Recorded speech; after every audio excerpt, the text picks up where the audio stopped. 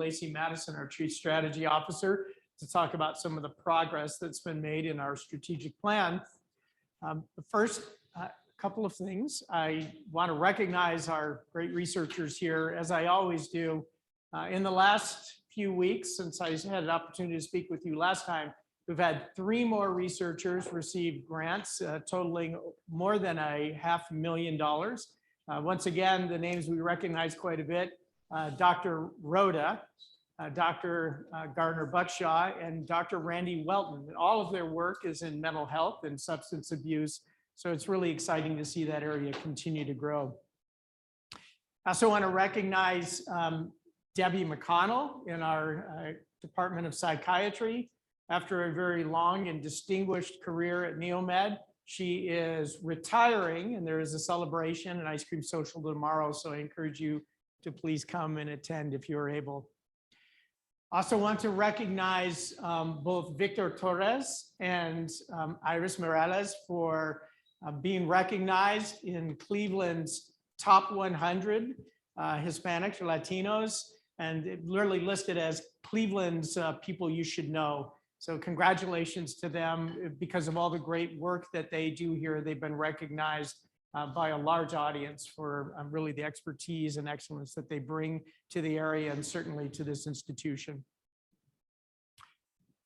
Summa Healthcare should be opening their doors formally tomorrow. So I ask all of you to please keep your eyes open. I suspect we've got some learning that we're going to go through regarding traffic flow patterns and parking, and we may have to adapt around that a little bit. We need to make sure that patients have safe and unimpeded access, that they're able to get close to the building so that they can come in and get care delivered to them. So we'll be watching very carefully with our police force and our ops team. If you see something we don't pick up, please help us out, identify it, let somebody know so that we can go in and get this corrected before it becomes a bit of a problem. We hope it won't be. I think we're in a good spot from that standpoint, but we're really excited to have them here and have them starting with us. Along those lines, I want to commend our HR team and our consultants who help us out with our healthcare plans. All of you knew that we switched in the past over to Summa Care, and that's really worked out very well for us. We did identify a couple of bugs along the way. I mean, they weren't really bugs. They were, well, we had something before that we don't have now. And through the work that they've done, starting January 1st, the pharmacy here on Neomed campus will be offering the same rates they used to offer for co-pays under our old plan. But you have to use the pharmacy here on the Neomed campus to do that. And that pharmacy, as of October 1st, will now belong to Summa. So Summa has purchased that pharmacy from us. We're still going through the final paperwork on it, but they've made a formal announcement that that's taking place as a we, and so we're really looking forward to seeing that partnership continue to move forward. The other thing they're agreeing to is under the new contract, which begins January 1st, Neomed's medical clinic, which will be fully operational for everybody, not just the students at that time. If you have Summa Healthcare, we will be allowed to waive any co-pays for our employees coming out from the university who go up there to seek care if you are Summa insured. Now, it would be nice to be able to do this for people who aren't Summa insured, but actually state law precludes us from being able to do that.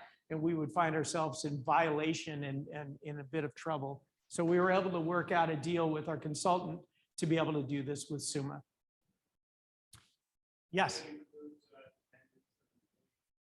As long as you are, as long as you're part of our family here, or actually if you're with Summa, period, and insured by Summa, we're able to waive that copay under the new rules that are being put in place. So yes. I also want to ask all of you who are able to please join us October 4th in the Gershon Atrium. So far, we have about 51 RSVPs. We're going to have a celebration of diversity, equity, inclusion, be able to recognize the work that Dr. Gershon had done when he was president here and his passion for being able to promote diversity in healthcare. And we'll be recognizing our first 3 Gershon scholars.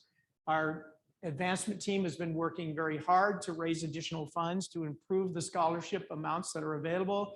They're going to be able to announce some of the work that they've done around that also. And there's been a great deal of work done by Samantha Bliss and Lacey Madison, as well as many, many others, for being able to host Casino Night on November 5th. We're hoping that night is still able to take place and go through, depending upon the pandemic. What we've been watching is in the state and nationally, it looks like that we've peaked on the Delta and it's starting to come down.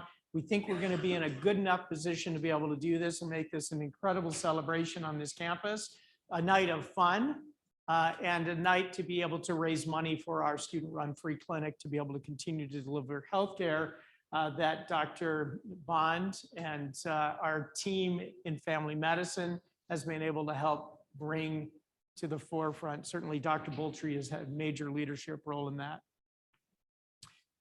A quick COVID update. We continue to do well. We have about 93% of our employees fully vaccinated. Only 10 of our students not vaccinated, so about 98+%. So in total, as you average it out across this campus, we're 96 to 97% vaccinated. We're in very, very good shape. We have had a couple more students who are vaccinated with a positive test. They are just being asked to remain off campus, and they'll come back when they are cleared through their isolation period. But overall, we've had great compliance with the rules that are in place in the masking mandates for our academic space and following the choice program that's outside that academic space. So with that, I think I've covered all the topics I was hoping to quickly address with you, and I'm excited to be able to turn the microphone over to Lacey Madison, who will give us an update on all the progress that we've made around the strategic plan. Lacey?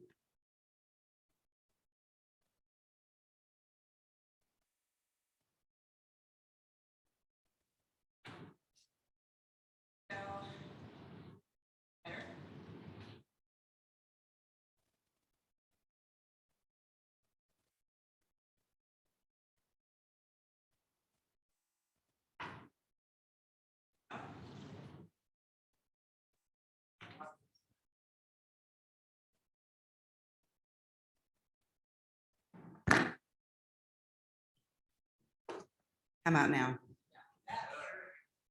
Too close? Is that good? All right. Well, that takes care of my intro. Good morning, everyone.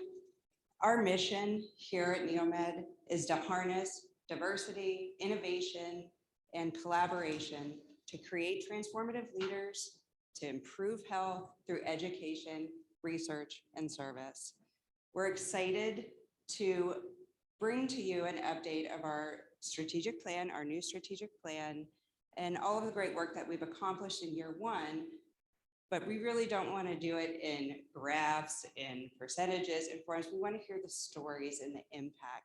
So I'm going to give you some highlights of what has been done, of what's coming, but really the star of the show today in this update is going to be the stories and the folks who have really demonstrated our mission coming to life through their experience.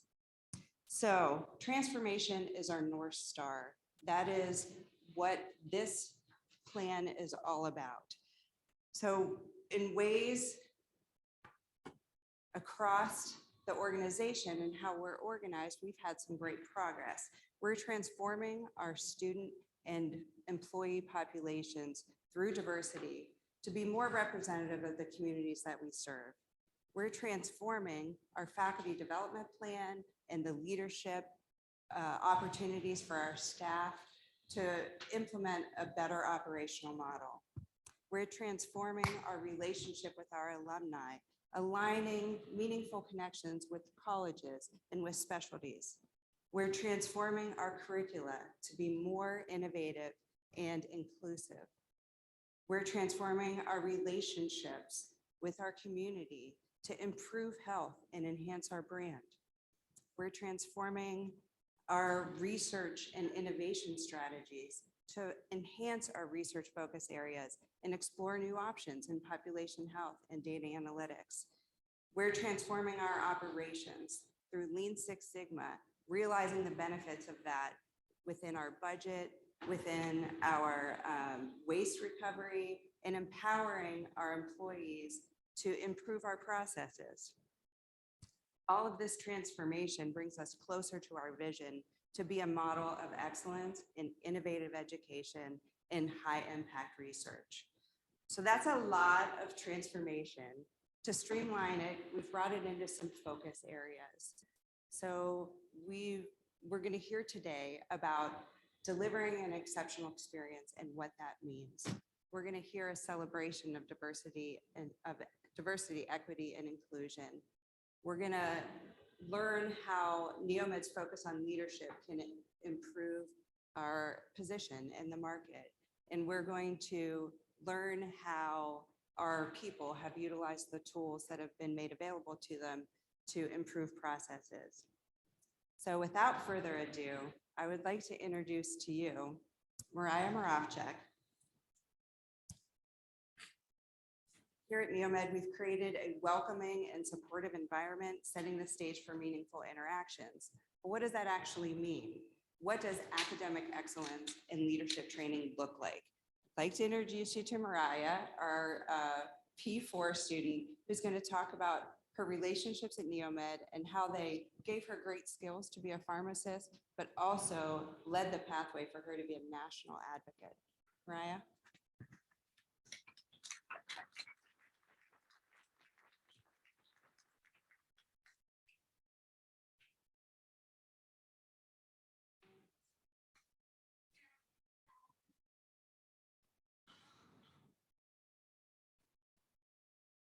Is that better? We're good? All right, perfect. Well, good morning, everyone. How's everyone doing today? I'm very nervous, as you can tell, so I'm just going to stall for just a little bit so I can look at everybody. I wanted to start really quickly by thanking Lacey, President Langell, and the College of Pharmacy faculty for choosing me to represent students who have had an exceptional Neomed experience. I don't usually like to sit up here and talk about myself, but if I can convince one student here that's either in the room or listening on the call to do something that really makes an impact as a pharmacy student here, then I've done my job. So without further ado, so my name is Mariah Moravchik, and I am a current fourth-year student pharmacist here at Neomed. I was given the privilege to spend a few minutes this morning talking about my exceptional Neomed experience. And when coming up with some talking points, I noticed a theme. Every one of my proudest moments came from the confidence I gained as a Neomed student. Starting my first semester here in the fall of 2018, I was encouraged by faculty to join a student organization and obtain a leadership position within that specific org. This led me to Neomed's chapter of the American Pharmacists Association, Academy of Student Pharmacists. Within APHA, I served as the P1 class representative, president-elect, and president, learning how to apply my leadership skills into my future career. It was through this organization and the support of Neomed's faculty that I participated in life-changing events. Perhaps my proudest moment in pharmacy school came when I worked alongside student pharmacists from across the country, advocating for our profession on Capitol Hill in Washington, DC. Our big focus was on the implementation of provider status nationwide, and it still blows my mind that I, a second-year student at the time, was part of the strong force of students and pharmacists working to advance our profession at a national level. While I have no problem admitting that this was quite an intimidating experience, I was proud to be representing Little Rootstown, Ohio, and grateful for Neomed for having trusted me to do so. My involvement with APHA also allowed me to serve as Neomed's student trustee on the Ohio Pharmacists Association Board of Trustees, which gave me monthly opportunities to share Neomed accomplishments with students and pharmacists across the state. One of the aspects of my Neomed education that I am most thankful for are the skills that are fostered and created that go far beyond pharmaceutical knowledge. While I'm quick to discontinue ACE inhibitors in patients who develop a dry, hacking cough, I am even quicker in my abilities to assess body language and tone in those who come to me for help. Our Neomed education has provided us ample opportunities to work with people from every educational, environmental, and social background. We have learned how to develop rapport with our patients to encourage them to develop new healthy habits. And we have grown as future providers to allow for a more inclusive and diverse environment. A specific story comes to mind during my first rotation at an independent pharmacy in Canal Fulton, Ohio, in which I was counseling a patient on an antibiotic regimen for her cat. This is my first time I've ever talked to anybody about an animal's regimen, so I was a little nervous, but I noticed her body tense and she glanced at me with panic. And I knew at that moment that she was not following my directions. I had to change my approach. So I printed her a calendar, worked with her to identify the days in which she was to give the dose, and additionally added the days she would need to call our pharmacy back to refill the medication. She actually called back the following day, expressing her gratitude for what we had done and thanked me for the ease of the calendar. I was only quick to notice her stress thanks to our experiences in the Wasson Center and through our pharmacy skills course here on campus. We practice empathy, develop listening skills, and work a teach-back method into each of our counseling sessions to assess patient understanding. Everyone knows a Neomed graduate when they see one. We are confident, proud, and we work exceptionally hard to provide the best patient care that we can.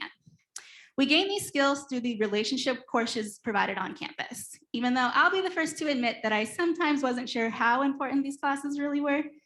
Neomed students are quick to jump onto interprofessional teams post-graduation, and we have advocated for ourselves and our profession through courses that build on each other throughout the curriculum.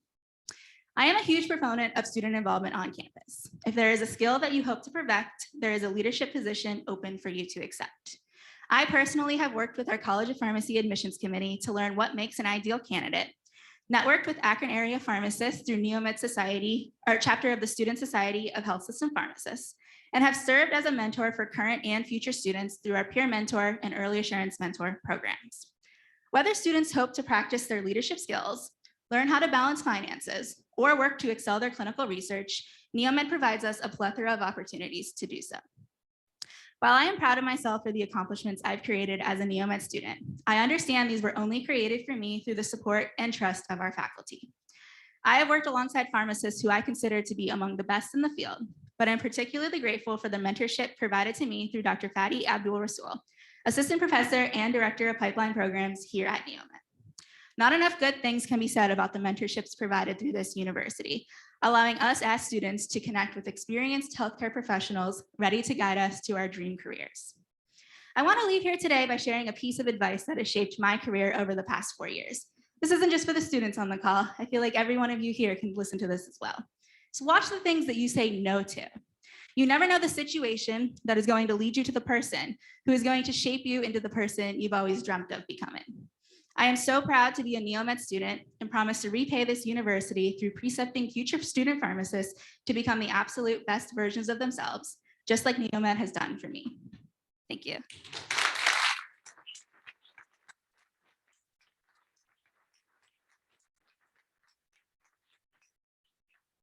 Isn't she wonderful?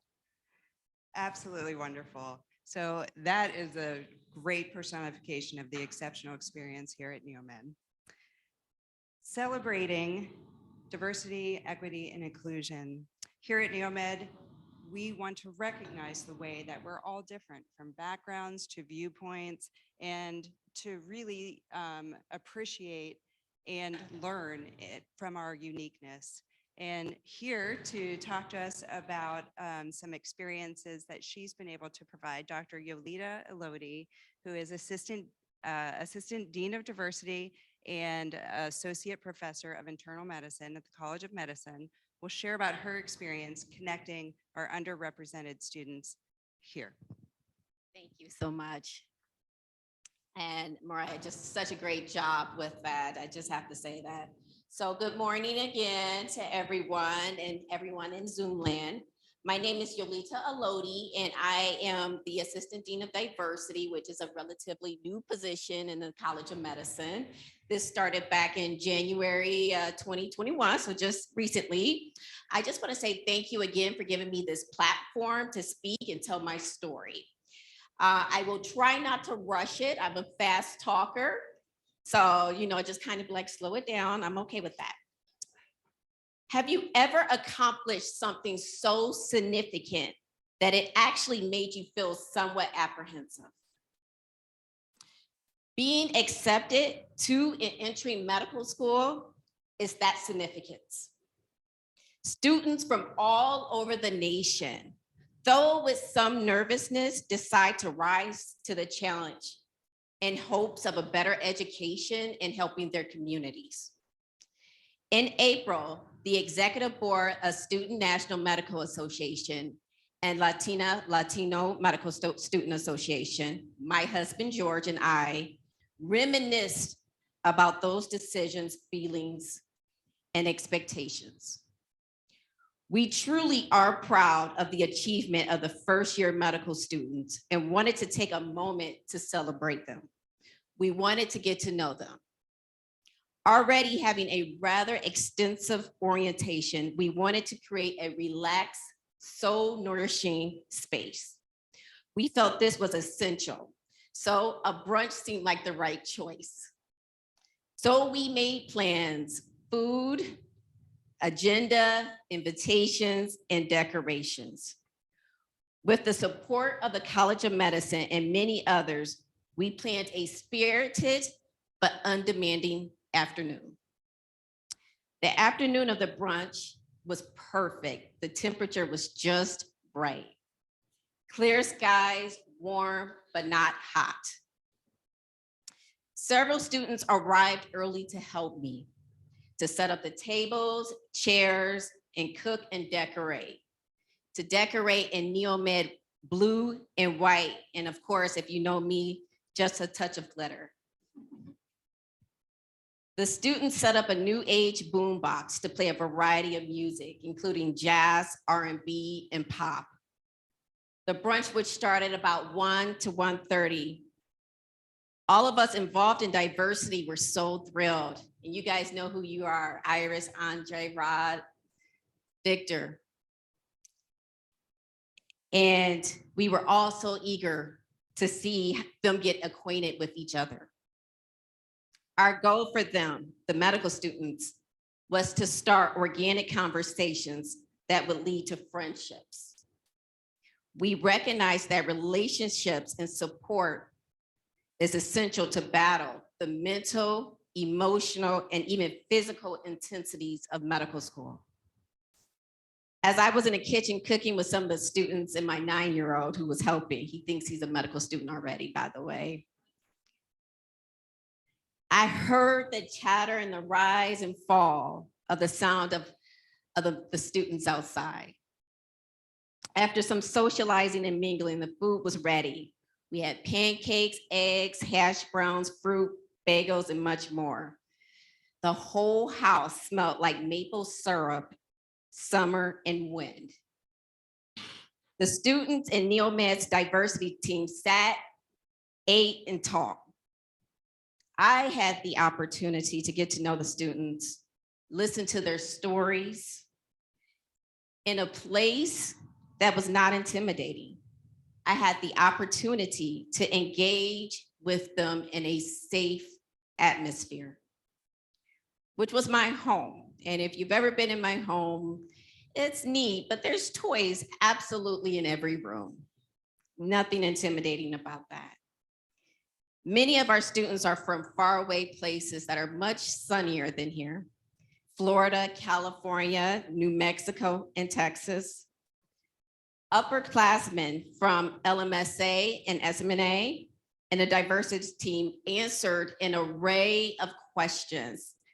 The questions range from which restaurants are good, where can I go hiking, and of course, how do you drive in the snow? The day was a success. The students were starting to construct their village. Our goal is for the students to know early on, you belong and you are valued. I've been fortunate to see these relationships grow in the last couple of months. The orientation brunch was a collective hug to them. And I hope it has started a tradition that will enhance their sense of community and shape their medical school narrative throughout the next 4 years. Thank you.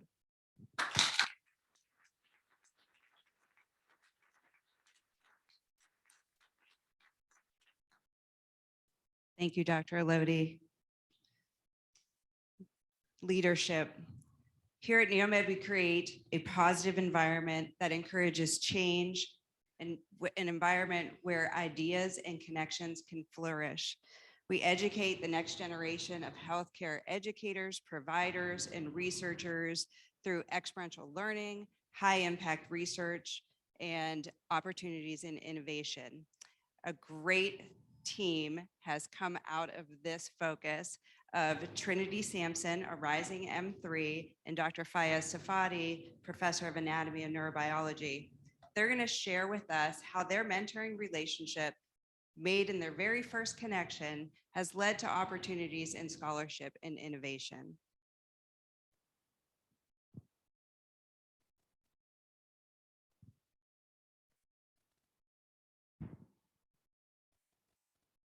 Good morning, everyone. Thank you so much, Lacey, for the introduction. It's really a pleasure to be here today to tell you just a little bit about my experience at Neomed and the creation of the Neomed Journal of Medical Sciences. To reiterate, my name is Trinity Sampson. I'm a rising M3 completing a one-year orthopedic research fellowship between Neomed and Akron Children's Hospital. I was fortunate enough to meet Dr. Fayez Safadi during my medical school interview. It might have been one-sided initially, but I felt like we were kindred spirits. His exceptional energy and passion were really inspiring, and I knew immediately that I wanted him to become a mentor of mine. During my interview, I asked Dr. Safadi if Neomed had its own student-run medical journal. He responded by saying no, but then quickly followed up by saying, if accepted, we should make one together. And so we did. So as soon as I was accepted, we began the process of forming a student-run medical journal here at Neomed, now called the Neomed Journal of Medical Sciences. And when I say it like that, it sounds easy, right? Like, oh, create a medical journal. Well, there is a lot that goes into the process of creating a scholarly journal. I've been very fortunate enough to be able to rely on Dr. Safadi, who has more than enough on his plate to help me every step of the way in the creation of this journal.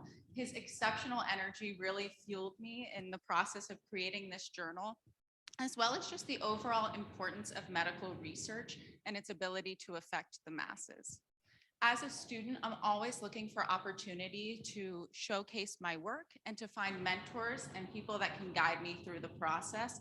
And that's really what the Neomed Journal of Medical Sciences provides. It's a platform and it provides the support for students, faculty members, consortium hospital trainees, and affiliates to publish their work.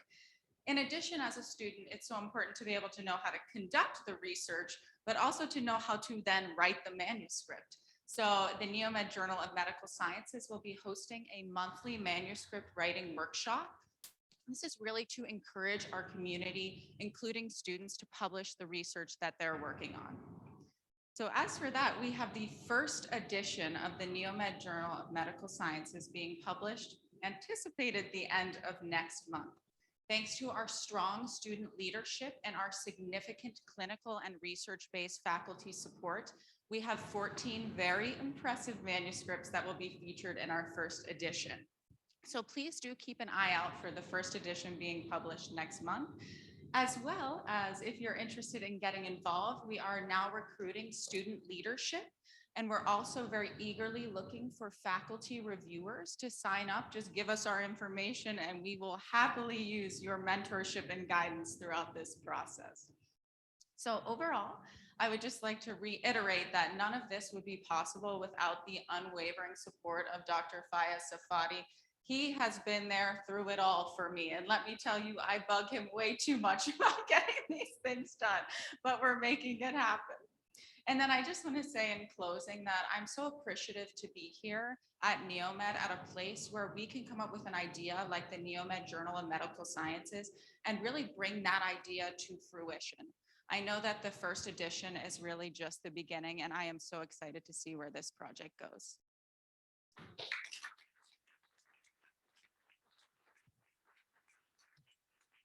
Good morning, everyone. I don't know if you can hear me.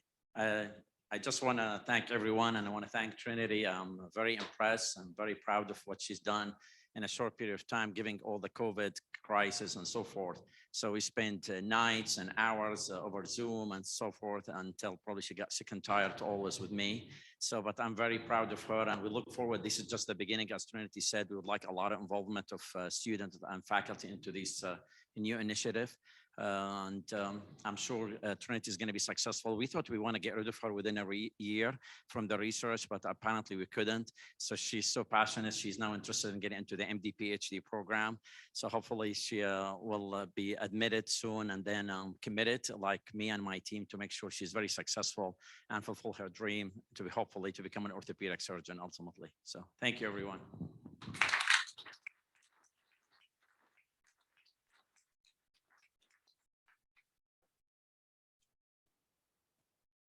Another wonderful story.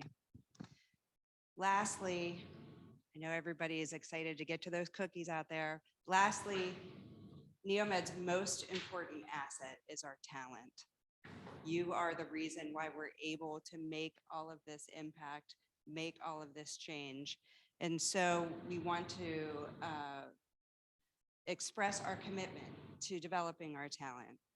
So today we have Dr. Jen Hilliard, who was able to utilize the Lean Six Sigma training to assess faculty needs and increase access to tools for over 2,000 faculty members. Jennifer, will you come?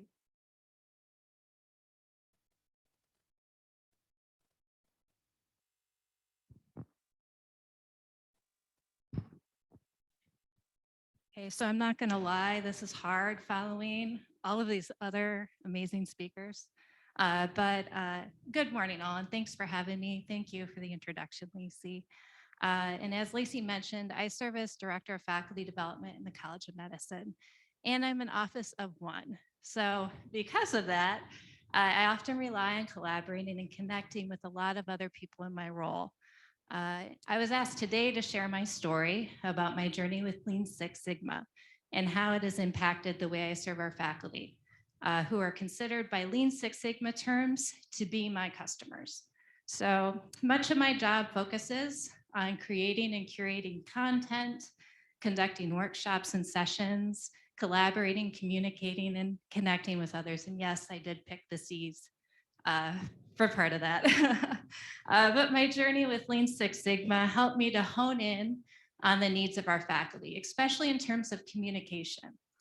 As part of my yellow and my green belt projects, I work together the voice of my customers, who, as Lacey mentioned, are over 2,000 faculty. So that includes the Rootstown-based faculty, and then the faculty that are across Ohio at all of our clinical sites, so our clinical faculty. So to gather the voice of my customer for our Rootstown faculty, I had a lot of conversations with faculty and stakeholders using a short semi-structured interview. So for you qualitative researchers out there, you do use a lot of those tools. The key takeaways that I got from those conversations is that a centralized repository was really needed, where teaching faculty could access all current, new, and updated resources, regardless if they use their Neomed email. Communications needed to be sent out to faculty with any updated or new resources, and asynchronous resources were really needed for our new faculty and for new instructional methods being adopted, like peer instruction. If you're in the College of Medicine, PI is something that is very common. So for our faculty amongst our clinical sites, a team of us met with stakeholders at our clinical affiliates, and we actually conducted semi-structured interviews, and we had some key takeaways from that as well. We know now that there are faculty development needs and topics that are actually common amongst all of our clinical affiliates. We know that they have specific methods that they prefer for faculty development to be delivered. We also know that we have a lot of expertise across our clinical affiliates that we can tap into. And a lot of homegrown faculty development is currently actually being done.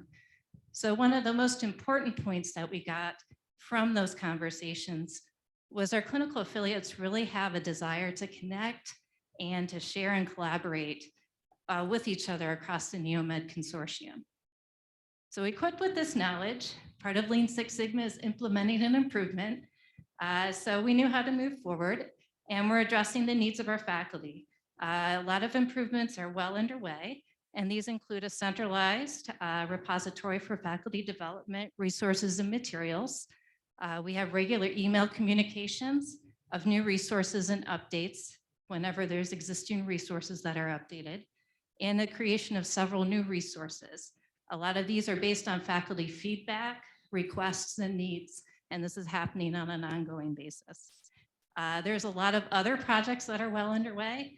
One of the most eminent ones is a faculty development website, and we're going to have some asynchronous resources and materials there, so stay tuned. It's coming down the pipeline soon. My story around Lean Six Sigma is it's not a one and done endeavor at all.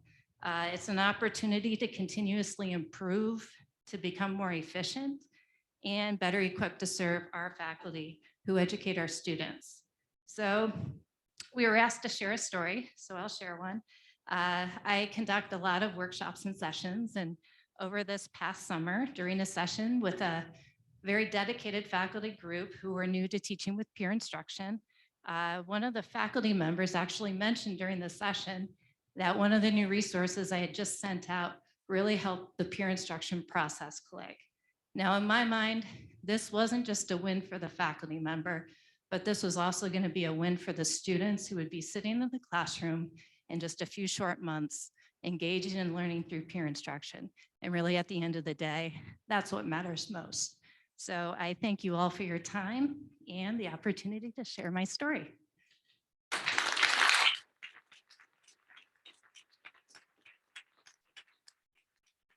Thank you, Dr. Hillier. Thank you to all of our wonderful speakers. Let's get one more round of applause.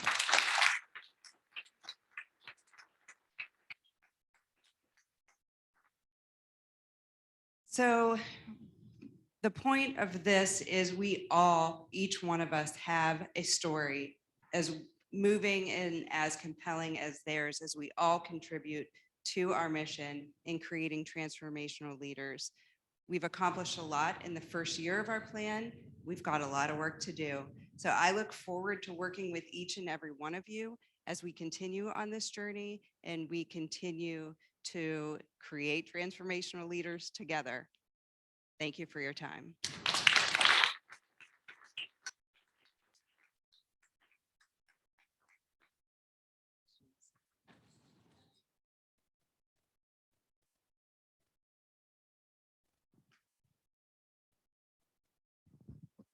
Thank you, Lacey, and thank you for everybody who is willing to come in and speak today. We're making a lot of progress. We've made promises. We've created a new strategic plan.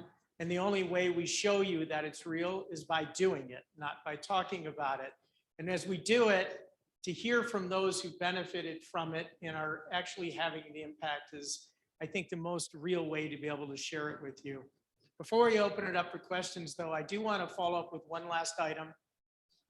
That is, we made a promise that we were going to take care of our faculty and our staff. You're the engine that runs this organization. You're the reason that these stories exist. Part of that is to ensure that you're properly valued. That includes being able to do recognition. That includes ensuring that there's appropriate development in your careers. And it also includes appropriate compensation. All of you know that we've made promises to get where we should be. I think we've made a lot of impact. One of the last items for our staff was just not correcting everyone to ensure with our Milliman consultants that you are appropriately paid within your job classification, which we've done, and that you are getting increases in salary to recognize you both for trying to keep up with consumer price index, as well as recognizing those who are high achievers. The last element for us was to go through and look at each of the job positions and say, who do we have that probably should be at a little bit higher rate because of their experience and their performance. That analysis was just conducted by our Human Resources Department, and they came forward with recommendations for well over 20 individuals. And we are making those adjustments. So if you're affected by that, you'll know about it. It's not something you came to us and asked for. It's something we analyze to figure out how to take care of you. So many of you will be hearing more details about this very, very soon as that gets implemented. And at that point, we feel like our staff are in the position we'd like them to be in. And we're continuing to work on our faculty programming. We are learning from our pilot year. There are a couple of minor things that we've picked up on as we've piloted a brand new faculty compensation plan. And now we're moving forward with creating a all-in plan for everybody at the university. Now, but my promise has always been and will remain, it's opt-in. You don't have to choose to do it. Only do it if you think it's beneficial for you. So with that, I'm going to stop and open it up for questions.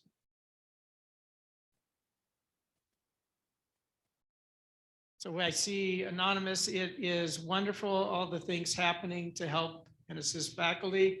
Is there anything in the future to help and assist staff development, morale? Yes. So I just shared some of those things. In fact, it's not just in the future. We tried doing a lot of things for faculty and staff already. So staff, you now have the ability with supervisor approval to work from home or wherever you want to work from up to 2 days a week. We've created flexibility in the work hours so that with your supervisor, you can arrange to come in early, take extended lunches, leave early or come in late and leave late, understanding that there are things you need to be able to do during the week that sometimes are hard to do when you have a job. For instance, it could be taking your car in to get an oil change. It could be attending an event at your child's school that's taking place during the middle of the day or meeting with a teacher. We've also put in new compensation plans and our new development program that Dr. Kasmer and team have been working on includes something called Academic Affairs, which is a really powerful online tool with a great deal of training opportunities. Those actually have been tapped into more by staff already than they have by faculty per Dr. Kasmer's report. It is wide open to you for development, as is the Lean Six Sigma training program, which nearly half of our staff have taken advantage of at the yellow belt level, and close to 10% have taken advantage of at the green belt level. It's an incredible set of tools for you to learn to make you better, more efficient, more effective, and more in control of your job function here at the university.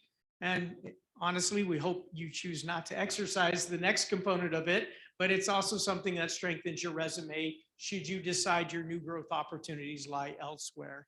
So I think there are a lot of things that we're doing. We're also trying to do more to recognize our staff in addition to our faculty. So I hope those are meaningful. I hope those are helpful. If you have other ideas, things that we are not doing that could be beneficial, please work with us and let us know. That's part of what Lacey Madison is running through the strategic plan working groups on valuing our people, and that's part of the people pillar. Let's see, next we have, please have them repeat the questions that are asked. Okay, so that was, what are you doing for our staff? And then are family members able to utilize SUMA services on campus? So yes, you are. There is both SUMA Healthcare, which is going to include about 9 subspecialty areas with intent to grow. Now, I believe what they're opening up now is cardiology, endocrinology, orthopedics, women's health, weight management. They'll have physical therapy across the street, family medicine, corporate medicine, and they also have a urgent care center that's going to be open. I don't know their hours yet. I think it's going to run from about 9 a.m. till 10 p.m. in urgent care. But those are available for you to use. We have SUMA insurance for those of you who've elected to use the university's insurance to be able to go there. And then our health clinic, as it's opening and becoming more robust, will be available to you too. And again, we'll waive the copay for those individuals. With 93% vaccination rate among employees before the vaccination, why must it be a requirement? I know a few people who have not received the vaccine, and I understand the reasons. The last thing they need is added stress as to whether they will lose their jobs if they refuse the vaccine. So we've been contacted as a health sciences university by our clinical partners who are all stepping up to mandate the vaccine. They think it's the right thing to do. They believe that those of us in healthcare should be walking the walk, not just talking the talk, to be able to lead from the front for families and patients and others to understand that we are practicing the science that we teach. The vaccines are safe. They're very, very effective. And so we need to be able to come in unison with our clinical partners, the hospital systems that are doing this. I've also worked with the Inter-University Council, the presidents of the other state universities in Ohio, all of whom, with the exception of one temporarily, are mandating the vaccine, and they've asked that we all come together in unison to do so. To answer your question, is it going to get us any higher numbers by creating that mandate? Probably not. We're in really good shape. And it's not that you're going to lose your job. What we've asked you to do is, if you're not getting it, there are 3 reasons in their state law that allow you to be exempt.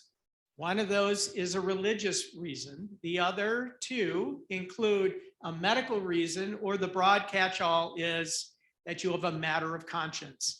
If you are not getting this vaccine when it's so powerful and so effective, there must be something that is telling you inside that you've got a matter of conscience. So please just note in the form what your matter of conscience is, and you'll be precluded from having to get the vaccine. You'll be exempt from that process. You're not going to lose your job.